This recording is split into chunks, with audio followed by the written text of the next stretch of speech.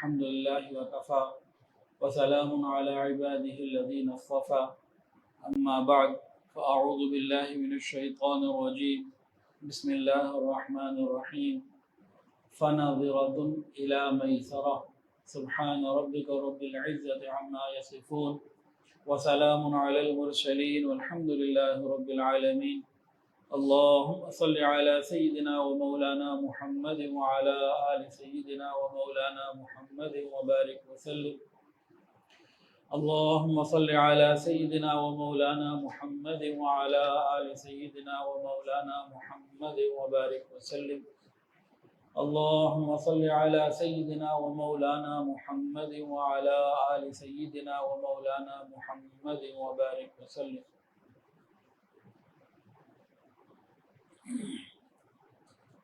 تاجر لوگ اپنی تجارت کے ذریعے وہ عظیم مقامات اور مرتبے حاصل کر سکتے ہیں جو کوئی بہت بڑے اللہ والے، بہت بڑے متقی، پرہیزگار، دیندار، 24 گھنٹے دن رات جو ہے وہ دین کی خدمت کرنے والے وہ مقامات حاصل کر سکتے ہیں.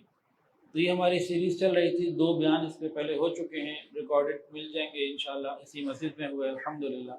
تو آج اسی سلسلے کا یہ تیسرا بیان ہے کہ جن میں ان صفات کے بارے میں جو نبی علیہ السلام نے تاجروں کے حوالے سے بتائی ہیں کہ اگر آج کا تاجر ان کو اختیار کر لے تو اس کی تجارت کم نہ ہو بڑھے گی، لیکن اس تجارت میں سکون ہوگا، اور ساتھ ہی ساتھ جنت میں نبی علیہ السلام کا پڑوس بھی ملے گا، ساتھ بھی ملے گا، حساب کتاب کی بھی آسانی ہوگی اور بہت ساری آسانیاں. اور یہ تمام آسانیاں بونس میں سمجھ لیجئے یا انعام میں سمجھ لیجئے، جو بھی اس کا بہت اچھا سا کوئی نام دے دیجئے، لیکن ان تمام آسانیوں میں جو آخرت میں ملیں گی یا دنیا میں ملیں گی، کاروبار کی کمی کہیں مراد نہیں ہے. ان تمام باتوں میں کہیں ایسا نہیں ہے کہ انسان کا کاروبار کم ہو جائے گا، ایسا نہیں ہے. ہاں اتنا فرق ہو سکتا ہے، ایک آدمی کاروبار کر رہا ہے، اس کا کاروبار ایک لیول کے اوپر ہے، وہ بعض چیزوں کو جو غلط ہیں ٹھیک کرنے کی کوشش کرے گا تو ایک وقتی طور پر اللہ تعالیٰ چیک ضرور لگائیں گے کہ یہ کیوں کر رہا ہے، میری رضا کے لیے کر رہا ہے کہ نہیں.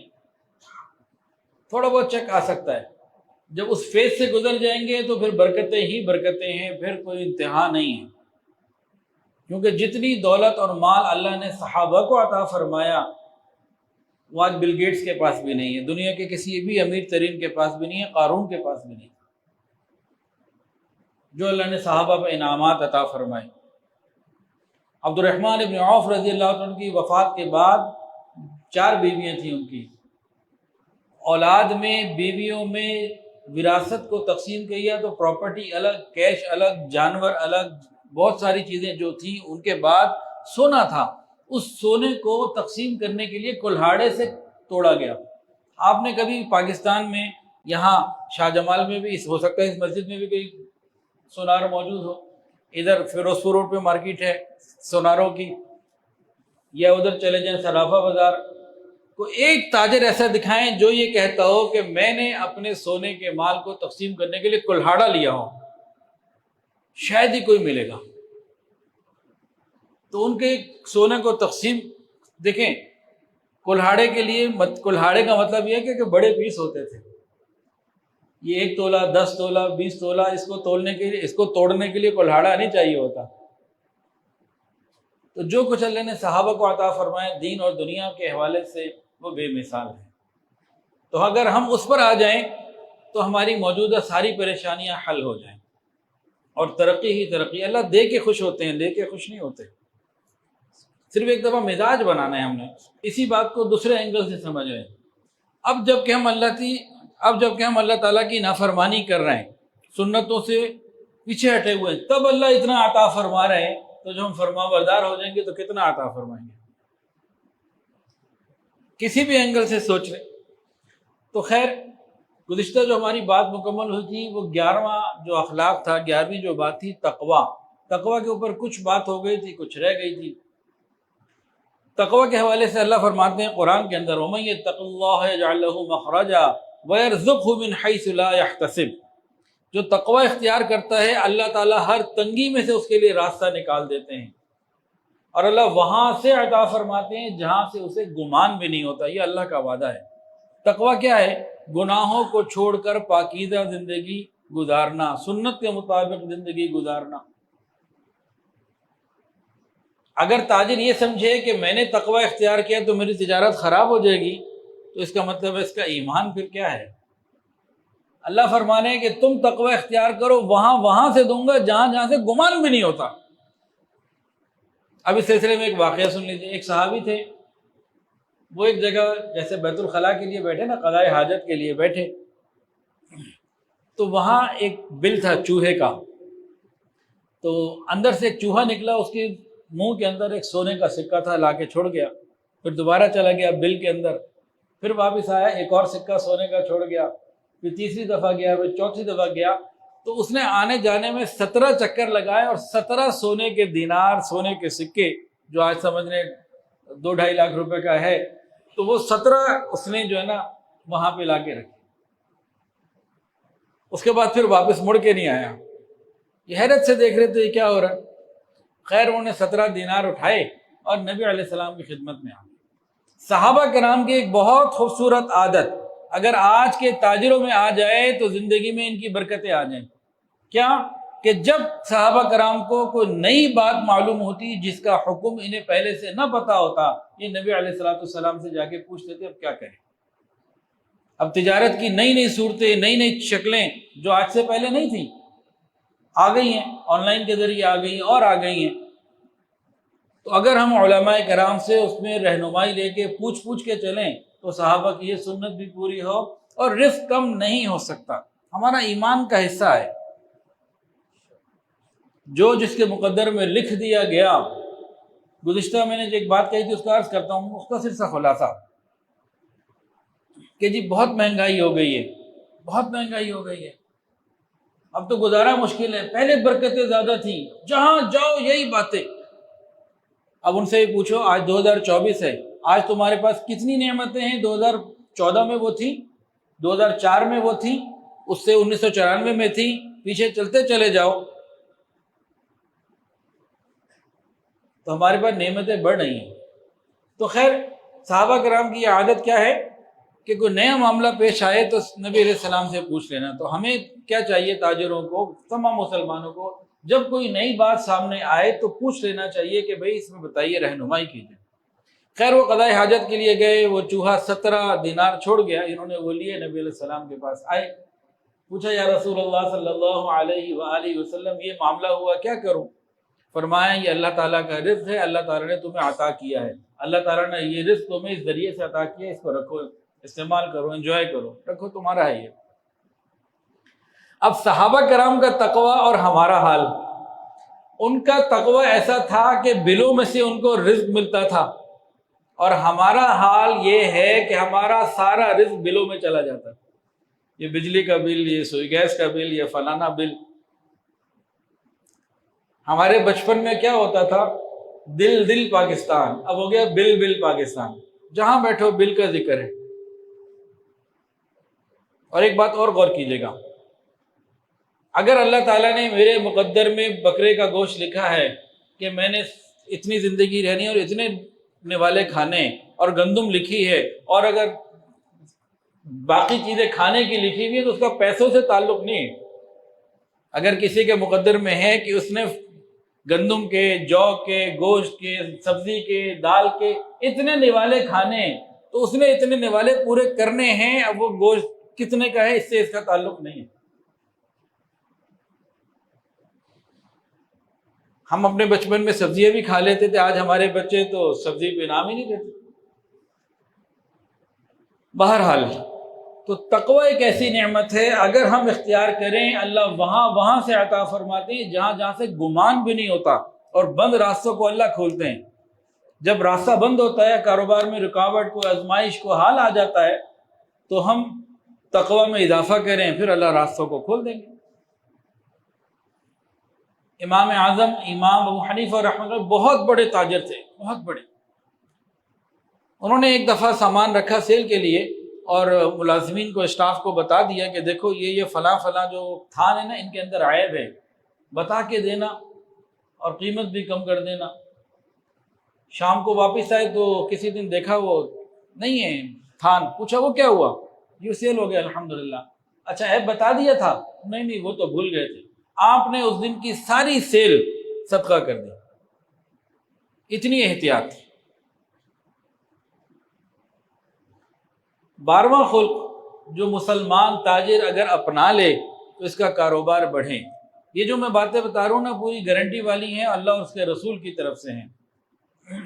وہ ہے انسان اپنی تجارت میں جھوٹ اور خیانت، ان دونوں چیزوں سے اپنے آپ کو بچائے۔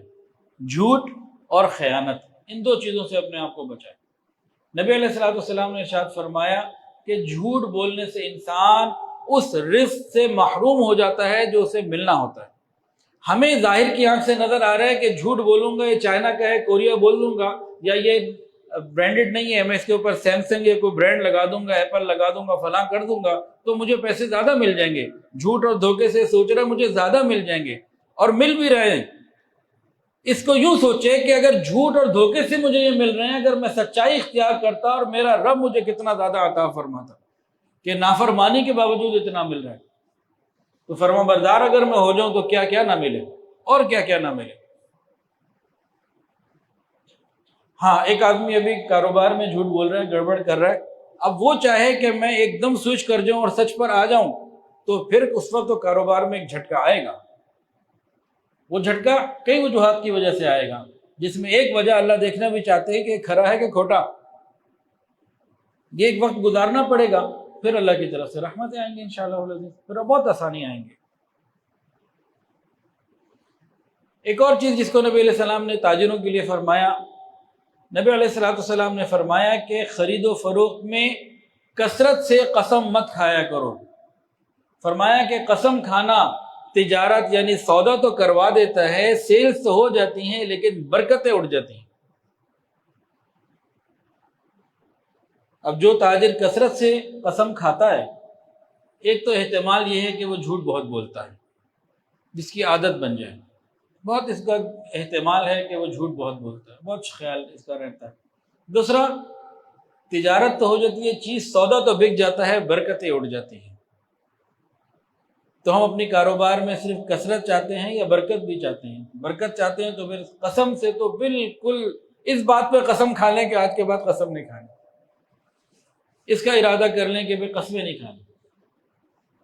آپ کی زبان کا وزن اتنا ہو، آپ کی زبان سے الفاظ نکلی، اگلا کہے جو آپ نے کہہ دیا بس ٹھیک ہے، دوسری کوئی بات نہیں۔ مزہ تو یہ صادق الامین تو یہ ہے۔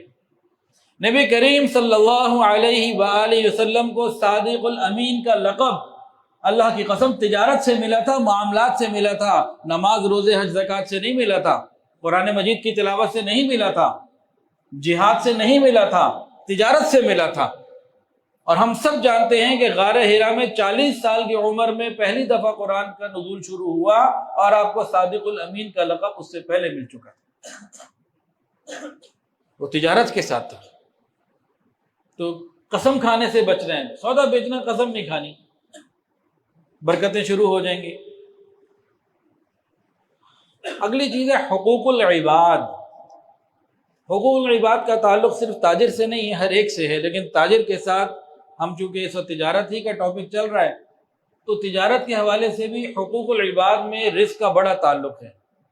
گھر میں ماں باپ ہیں، بیوی بچے ہیں، اور وہ ہمارے جائز حلال پاکیزہ رشتے جن کا خیال کرنا ہمارے لیے ضروری ہے، ان کا ہم اپنے وسائل کے مطابق خیال پورا رکھیں، ان کو وقت بھی دیں تو اللہ تعالیٰ برکت عطا فرماتے ہیں۔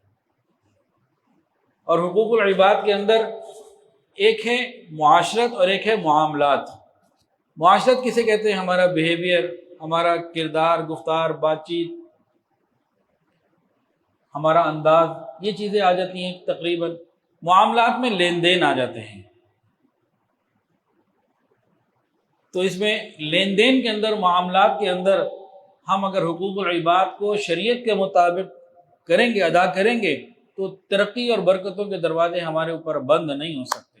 آزمائش آ جانا وہ ایک الگ بات ہے، وہ دنیا میں آنی ہے۔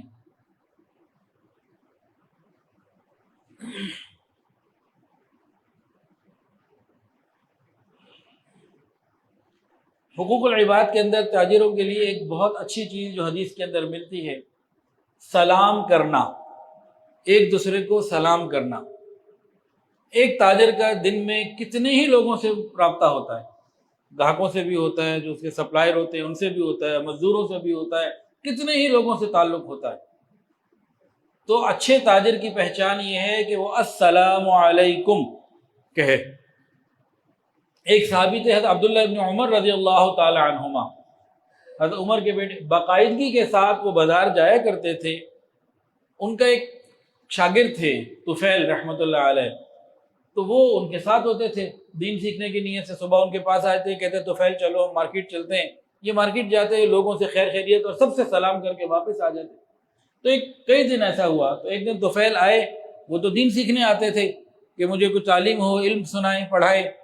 ان کا چلو مارکیٹ چلتے ہیں، بازار چلتے ہیں۔ ان کا آپ نے نہ کسی سے کچھ خریدنا ہوتا ہے، نہ لینا ہوتا ہے، نہ دینا ہوتا ہے، بس آپ جاتے ہیں لوگوں سے خیر خیریت مل کے سلام کر کے واپس آ جاتے ہیں، یہ کیا ہے؟ فرمایا کہ اسی لیے میں جاتا ہوں بازار میں سلامتی کو پھیلانا۔ اگر کوئی بھی دکاندار یہ عادت کو اپنا لے کہ ہر آنے جانے والے سے، ملنے والے سے جو اس کے پاس آ رہے ہیں السلام علیکم، تو سلامتی اس کی دکان پہ، اس کی زندگی میں، کاروبار میں آئے گی۔ باقی چیزیں بعد میں ہو، مسافہ جہاں تک ممکن ہو مسافہ بھی ہو جائے، نہیں تو چلو سلام ہو جائے، لیکن غیر محرم سے مسافہ حرام، گناہ کبیرہ۔ نبی علیہ السلام نے فرمایا میرے ہاتھ سور کو لگ جائیں کہ اس سے بہتر ہے کہ غیر محرم کو میرے ہاتھ لگے۔ نبی علیہ السلام نے کبھی کسی غیر محرم سے مسافہ نہیں کیا، اور یہ حرام اور کبیرہ گناہ ہے، اور ہمارے یہاں عام ہوتا چلا جا رہا ہے۔ تو ان چیزوں سے ہم اپنے آپ کو بچائیں۔ معاملات کے اندر، لین دین کے اندر، یہ آیت سن لیجئے، یہ اگلی بات ہے کہ حسن معاملات، لین دین میں صرف حلال ہم نے رکھنا ہے، حقوق ادا کرنے ہیں۔ یا ایھا الذین آمنوا لا تأکلوا اموالکم بینکم بالباطل الا ان تکون تجارۃ عن تراض منکم ولا تقتلوا انفسکم ان اللہ کان بکم رحیما۔ اے ایمان والو، تم ایک دوسرے کا مال ناحق مت کھاؤ، ناحق مت کھاؤ۔ ہاں، اگر آپس کی رضامندی سے شریعت کے مطابق تجارت کا لین دین ہے، تجارت ہے جائز طریقے سے، وہ بہت اچھا ہے، اس میں مالی نفع ہو جائے تو بالکل ٹھیک ہے، اس میں تو برکت ہے۔ لیکن اگر تم نے اس کے علاوہ کیا تو اللہ فرماتے ہیں وَلَا تَقْتُلُوا أَنفُسَكُمْ، حرام طریقے سے مال کو حاصل کیا، گویا کہ اپنے آپ کو ہلاک کر لیا۔ اب شریعت دین کے جتنے احکامات ہیں نا، نماز، روزہ، حج، زکوٰۃ، عبادات کے سارے معاملات، یہ پوری شریعت کے سامنے 25% بھی نہیں ہے۔ باقی جو اکثر معاملات ہیں وہ لین دین کے ہیں، تجارت کے ہیں، جس طرف ہماری پرواہی کوئی نہیں۔ ہم کسے دیندار سمجھتے ہیں؟ سر پہ ٹوپی پگڑی آ گئی، پاؤں ٹخنے ننگے کر لیے، قمیص شلوار پہن لی، چند دفعہ اس کو دیکھ لیا مسجد جاتے جی بڑے دیندار ہو گئے۔ نہیں، یہ دینداری کی بات نہیں ہے۔ ہاں، شباہت ہو گئی، یہ بہترین ہے جو ہونی چاہیے۔ اصل دینداری پتہ لگتی ہے بازار میں بیٹھ کے، یہ مسجد میں بیٹھ کے نہیں پتہ لگتی۔ تو لین دین کے اندر، معاملات کے اندر دوسرے کا حق ادا کرنا۔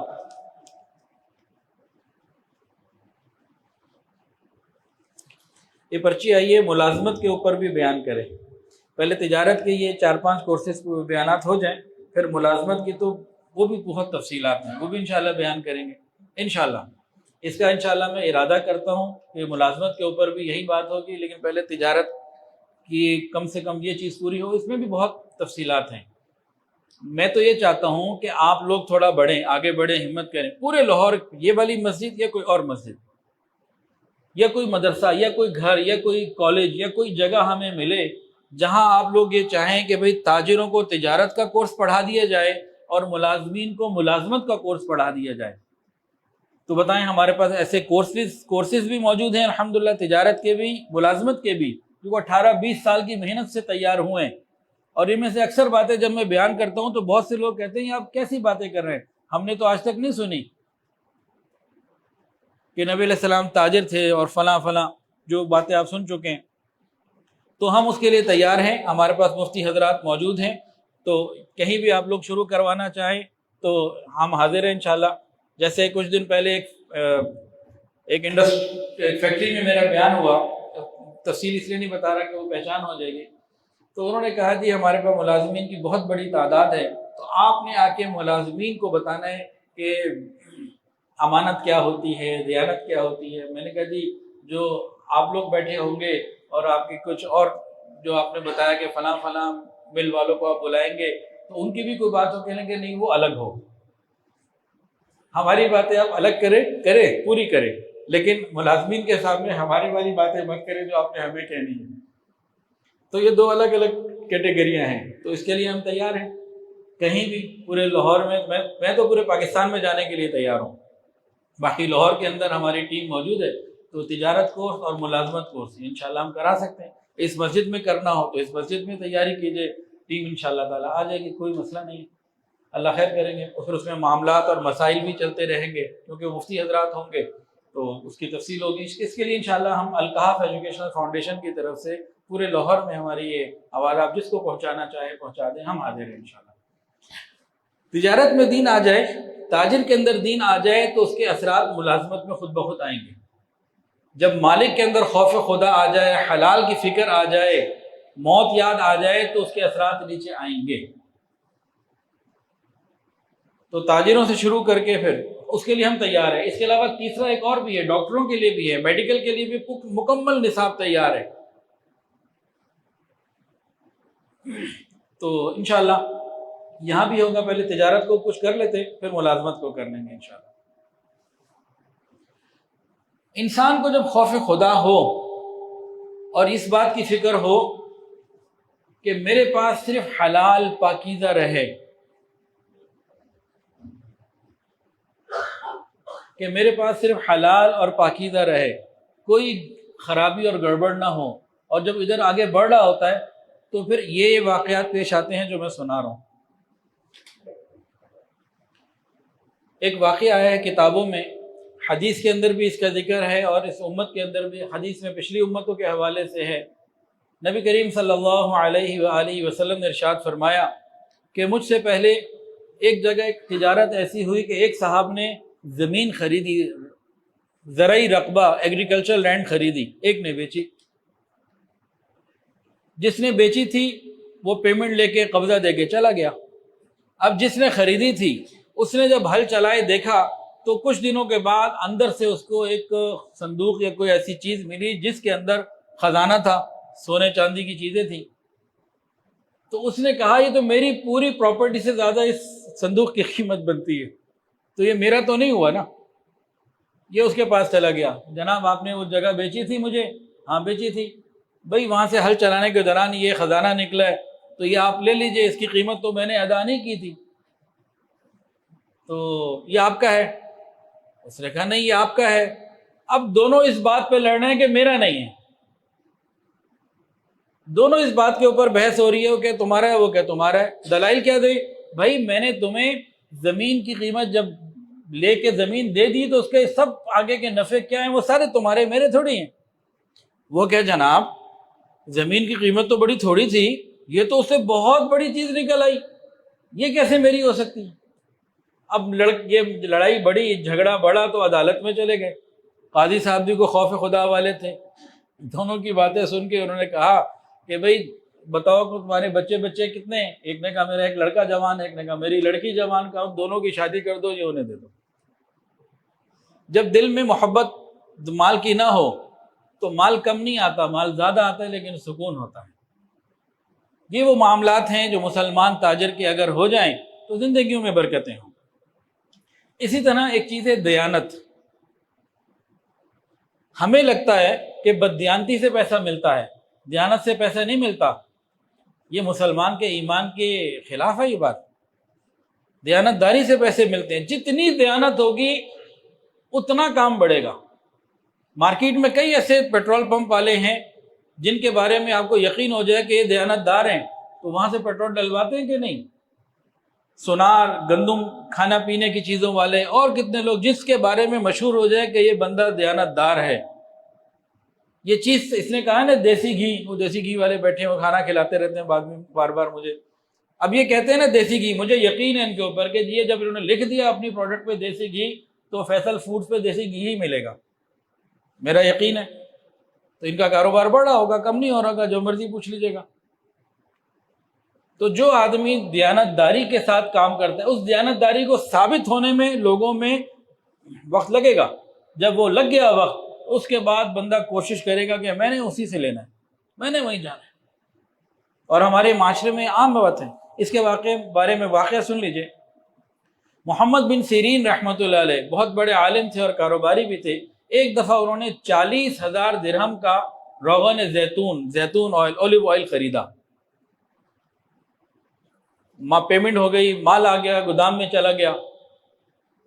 اس کے بعد گودام میں کچھ چوہے، کوئی ایسی چیزیں آ گئیں کہ وہ ناپاک ہو گیا، خراب ہو گیا. انہیں جب پتہ لگا انہوں نے سارے کا سارا بہا دیا کہ یہ اب بیچنا حلال نہیں رہا، یہ ناپاک ہو چکا، اس کی پاکی کی کوئی ایسی کیفیت بن گئی ہوگی. تو انہوں نے کوئی دوسرا آلٹرنیٹو وے نہیں لیا کہ اب میں اس کو کیسے کسی نہ کسی کو چکر دے کے کچھ کروں، کہ نہیں یہ دیانت کے خلاف ہے. سارے کا سارا سودا انہوں نے بہا دیا، ضائع کر دیا. محسوس تو یہ ہوتا ہے کہ بیوقوف آدمی ہے، پاگل ہے، لیکن نہیں، جنت لے لی. لوگوں کا اطمینان اور بڑھ گیا. آج وقتی نقصان ہوا گو بڑا صحیح، لیکن جب بدل آتا ہے تو پھر بے حساب آتا ہے. اس طرح کے امتحانات آتے ہیں، پھر اللہ عطا بھی فرماتے ہیں. اچھا جی، اگلی چیز ہے قرض کی ادائیگی. یہ قرض کی ادائیگی ایک اہم چیز ہے. اس کے اندر کئی پوائنٹس ہیں، تو کچھ آج ذکر ہوں گے اور کچھ شاید اگلی دفعہ ذکر ہو جائیں. ایک حدیث کے اندر آتا ہے تم میں سے بہترین لوگ وہ ہیں جو قرآن پڑھیں اور پڑھائیں. ایسے ہی ہے نا، سیکھیں اور سکھائیں. یہ حدیث ہم نے سنی ہے جی، جو تم میں سے بہترین وہ ہیں جو قرآن سیکھیں اور سکھائیں. سنی ہے نہیں سنی؟ آج ایک اور حدیث بھی سن لیجئے. ترمذی شریف کتاب البیوع کی حدیث ہے. نبی علیہ السلام نے فرمایا تم میں سے بہترین وہ لوگ ہیں جو قرضہ ادا کرنے میں بہتر ہیں. اب تجارت میں قرضوں کا لین دین ہر وقت ہے. ہم بھی تجارت کرتے ہیں، کئی لوگوں سے لینے ہیں، کئیوں کے دینے ہیں. ایک روٹین ہے ہمارے معاشرے کا تجارت کا. میں نے بھی کتنوں سے لینے ہیں، کتنوں کے دینے ہیں. فرمایا کہ تم میں بہترین وہ ہے جو قرضہ ادا کرنے میں بہتر ہے. یعنی قرآن سیکھنے سکھانے والا بھی بہتر، قرضہ ادا کرنے والا بھی بہتر. اب کیا تاجر دکان پہ قرضہ وقت پر ادا کرے تو یہ بہترین امتی نہیں بن سکتا؟ بالکل بن سکتا ہے. جیسے قرآن سیکھنے سکھانے والا بن سکتا ہے، تاجر بھی بن سکتا ہے. قرضہ وقت پہ دے، واپسی ادا کرے. قرض کے حوالے سے نبی کریم صلی اللہ علیہ وآلہ وسلم نے فرمایا جب میں معراج کی رات پہنچا تو میں نے جنت کے دروازے پہ لکھا ہوا ایک لفظ پڑھا، جملہ، کہ صدقے کا ثواب 10 گنا ہے اور قرض کا 18 گنا. تو میں بڑا حیران ہوا کہ کسی کو صدقے میں کچھ مدد کی جائے تو اس کا ثواب 10 گنا، ایک کا 10، اور کسی کو قرضہ دیا جائے جو صدقہ نہیں ہے، جو واپس مل جانا ہے، اس کا ایک کا 18. تو نبی علیہ السلام حیران ہوا، جیسے ابھی آپ لوگ حیران ہو رہے ہوں گے کہ بھئی یہ کیا کیلکولیشن بتائی. جنت کے دروازے پہ لکھی ہوئی ہے صدقہ دو گے ایک کا 10 ثواب ہے، قرضہ دو گے ایک کا 18. نبی علیہ السلام نے پوچھا یا جبرائیل یہ کیا ہے، اس کی کیا؟ تو انہوں نے جبرائیل علیہ السلام نے عرض کیا یا رسول اللہ، سائل مانگنے والا، صدقہ مانگنے والا بعض مرتبہ جب مانگ رہا ہوتا ہے تو اس کے پاس کچھ ہوتا بھی ہے، پھر اوپر سے اس نے ایک دفعہ لے لینا واپس تو نہیں دینا، وہ اس کے اوپر اس کی فکر سوار نہیں ہوتی، وہ لے کے ایک دفعہ کمفرٹ زون میں چلا جاتا ہے یا جو بھی اس کا معاملہ ہے. لیکن فرمایا کہ قرضہ لینے والا صرف اسی وقت قرض مانگتا ہے جب وہ انتہائی مجبور ہوتا ہے، بغیر مجبوری کے قرضہ نہیں مانگتا، کیونکہ قرضہ اس نے واپس بھی تو کرنا ہے، ایک لائبلٹی اس کے اوپر آ گئی. تو جو کسی کو قرضہ دے گا اس کو صدقہ کرنے سے زیادہ ثواب ملے گا. مسجد میں آپ نے 1 لاکھ روپے دے دیے اور کسی کو تجارت کے لیے 1 لاکھ روپے دے دیے قرضے کے، تو وہ بھی عبادت، یہ بھی عبادت. اس کا ثواب کم، اس کا ثواب زیادہ. یہ حدیث ہے ابن ماجہ کی. اچھا جی، اب جو لوگ ہول سیلرز ہیں نا، جنہوں نے بہت سے لوگوں سے پیسے لینے، وہ تو سارے کے سارے جنتی بن جائیں گے. ابھی آپ سنیے ذرا، یہ حدیث سنا رہا ہوں، یہ امام احمد بن حنبل رحمہ اللہ نے روایت کی، ابن ماجہ نے کی، حاکم نے کی، اور کتابوں کے اندر موجود ہے. نبی علیہ السلام نے ارشاد فرمایا جو شخص قرضہ دیتا ہے تنگ دست کو، قرضہ عام طور سے تنگ دست کو دیا جاتا ہے نا، جو قرضہ دیتا ہے اس کو روزانہ اتنا ثواب ملتا ہے جتنا کہ قرضہ اس نے دیا صدقے کا ثواب ملتا ہے۔ میں اس کو آسان الفاظ میں سناتا ہوں، اپنے الفاظ میں، جو ہماری ٹرم آسانی سے جو تاجر بیٹھے ہیں سب کو سمجھ میں آ جائے گی۔ آپ نے ایک آدمی کو قرضہ دیا 1,00,000 روپے، اور 60 دن 60 ڈیز طے ہو گئے، 60 دن بعد واپس دینا ہے۔ مال دے دیا، کیش دے دیا، 1,00,000 روپے کی انوائس ہو گئی، ڈیلیوری ہو گئی، اس کو مال مل گیا۔ اب آپ کو 60 دن تک روزانہ 1,00,000 روپے صدقہ کرنے کا ثواب مسلسل مل رہا ہے۔ اب یہ 60 دن گزر گئے، 61واں دن آ گیا، پیمنٹ نہیں ہو رہی، دن بڑھتے چلے جا رہے ہیں، پیمنٹ نہیں ہو رہی۔ یہ جو اوور ٹائم آ گیا نا، اب اوور ٹائم بھی ملے گا۔ اب اس کو 1,00,000 روپے دیا تھا قرضہ، وہ اگلا کسی مجبوری کی وجہ سے واپس نہیں کر سک رہا، مجبوری میں آ گیا، حالات ایسے آ گئے، بزنس ڈاؤن، مارکیٹ میں معاملات بن گئے، نہیں دے پا رہا۔ اب اس بندے کو جس نے قرضہ دیا ہوا، اس کو ہر روز 2,00,000 روپے صدقہ کرنے کا ثواب ملے گا جب تک کہ وہ واپس نہ دے دے۔ اب کئی لوگ ایسے ہیں جن سے پیسے لینے 10 20 سال ہو گئے، میرے پاس تو ایسے بڑے لوگ ہیں، 10 سال ہو گئے، 20 سال ہو گئے، سب کے جو کاروبار میں ادھار کا کام کرتے ہیں سب کے پاس ہوتے ہیں۔ اب بندے کو تسلی ہو گئی کہ نہیں ہو گئی؟ اس کا یہ مطلب نہیں ہے کہ قرضہ لینا نہیں ہے، لیکن ایک تسلی ہو گئی کہ اگر میں نے قرضہ دیا ہوا ہے تو مجھے اللہ تعالیٰ کی طرف سے مل رہا ہے، اجر مل رہا ہے، یہ ڈپریشن میں تو نہیں جائے گا۔ اور نبی علیہ الصلوۃ والسلام انتہائی رحم دل اور نرم دل تھے، صحابہ کرام بھی ایسے ہی تھے۔ نبی علیہ السلام نے کیا فرمایا، ایک اور مسند احمد کی روایت سن لیجئے۔ حضرت عبداللہ ابن عباس رضی اللہ عنہ فرماتے ہیں، جو نبی علیہ السلام نے فرمایا، جو کسی تنگ دست کو، محتاج کو قرضے کی ادائیگی میں مہلت دے دے، ٹائم دے دے، اس نے 90 دن کا مانگا تھا، پھر اس نے کہا مجھے اور 2-4 مہینے دے دے، پھر ٹائم دے دیا، یا اسے معاف کر دے، اللہ تعالیٰ اسے جہنم کی آگ سے برات عطا فرما دیں گے، جہنم سے نجات دے دیں گے۔ صرف یہ نہیں ہے کہ 40 دن تکبیر اولیٰ سے مسجد میں نماز پڑھو گے تو جہنم سے برات ملے گی، یہ بھی ہے کسی کو قرضہ دیا، اس نے ٹائم پہ وہ پیمنٹ نہیں دے سکا، آپ نے اس کی تکلیف کو سمجھتے ہوئے اسے مہلت دے دی یا معاف کر دیا، دونوں صورتوں میں جہنم کی آگ سے آزادی ہے اس تاجر کے لیے۔ لیکن یہ کب ہے؟ جب پوری شریعت کے لیے دل کا ارادہ تو کرے کہ میں نے حلال کرنا ہے، میں نے پاکیزہ کرنا ہے، تو پھر دیکھیں کیسی برکتیں شروع ہوتی ہیں۔ کعب بن مالک رضی اللہ تعالیٰ عنہ نے کسی سے پیسے لینے تھے، قدرتاً اس سے ملاقات ہو گئی تو بات چیت ہوئی، انہوں نے تقاضا کیا، اس نے کو عذر کیا ہوگا تو کچھ تھوڑی سی آواز بلند ہو گئی، نبی علیہ الصلوۃ والسلام کو آواز پہنچی، آپس میں جھگڑا ہو رہا ہے، بات چیت ہو رہی ہے، لین دین کے معاملے میں ڈائلاگ ہو رہے ہیں، فرمایا کعب آدھا معاف کر دو۔ نبی علیہ السلام کو معلوم تھا کہ ان کی پوزیشن ہے، یہ معاف کر دے تو کچھ نہیں ہوگا ان کو، وہ غریب ہے نہیں دے پا رہا، فرمایا کعب آدھا معاف کر دو۔ اسی وقت جیسی بات سنی فرمایا آدھا معاف، ایک لمحہ نہیں لگایا انہوں نے۔ تو قرض کا معاملہ، یہ لین دین میں، اس میں بھی بہت ساری باتیں ہیں، انشاءاللہ تعالیٰ ہم اگلے جمعے کو کریں گے۔ ایک بات میں عرض کر دوں، بہت سے لوگ یہ پوچھتے ہیں،